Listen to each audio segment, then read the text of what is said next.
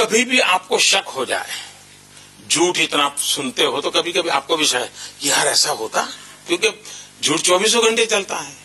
और अब तो हम सच बोलेंगे तो एक आध बार बोलेंगे, महीने में एक आध बार बोलेंगे, साल में एक बार बोलेंगे, क्या करेंगे? हमें तो कोई रोज अवसर होता नहीं है बोलते रहने का। लेकिन झूठ वालों का तो रहता है, और कभी आज इस कोने से झूठ आएगा तो कल दूसरे कोने से झूठ आएगा, तो परसों तीसरे कोने से झूठ आएगा, कभी एक चेहरा झूठ बोलेगा तो कभी 10 चेहरे झूठ बोलेंगे, चलता रहता है। लेकिन कभी आपके मन में भी दुविधा हो जाए, क्या सच क्या है? मेरी आपसे प्रार्थना है, पिछले 10 साल में भारत सरकार ने भिन्न भिन्न चीजों के लिए कई अवार्ड्स दिए हैं। ये सब हिंदुस्तान सरकार के नेट पर भी अवेलेबल है, जरा देख लीजिए ना।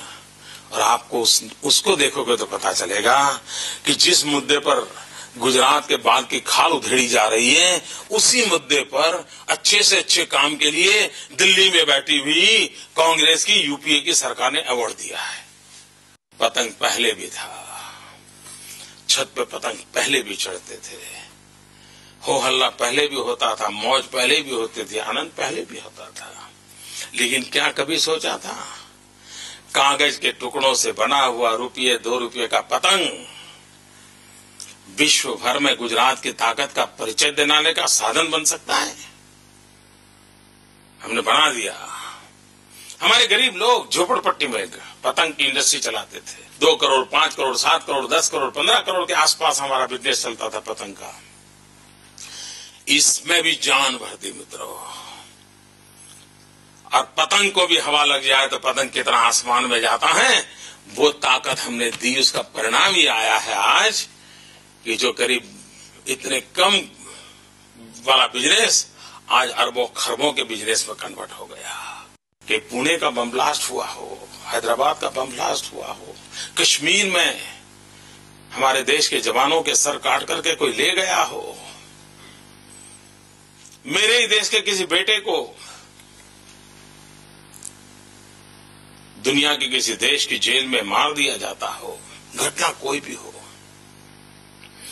इन दिनों हिंदुस्तान की हर घटना के साथ विश्व को लगता है कि भाई ये कैसा क्यों होता है। जैसे इन घटनाओं की तरफ जाता है ध्यान, उसी प्रकार से अच्छी घटनाओं का भी आज पूरे विश्व में बारीकी से एनालिसिस हो रहा है। आप कल्पना करें, हमारे देश के जवानों के सर काट के ले जाए और कुछ दिनों के बाद उसी देश के प्रधानमंत्री को चिकन बिरयानी का भोजन दिया जाए, तब सवाल उठते हैं मित्रों। सवाल उठता है चाइना आकर के हमारे दरवाजे पर दस्तक दे दे। और मैं हैरान हूं जी, चाइना तो हिंदुस्तान की धरती पर से अपनी फौज को वापस ले जाए, लेकिन ये नहीं समझ पा रहा हूं कि हिंदुस्तान की सेना हिंदुस्तान की धरती से अपनी सेना को क्यों हटा रही है। दिल्ली की सरकार जवाब नहीं दी। सिंपल सा सवाल है कि चाइना हिंदुस्तान में घुस के आया, वापस गया, ठीक बात है, लेकिन क्या कारण है हमारी धरती पर से हम भी पीछे गए?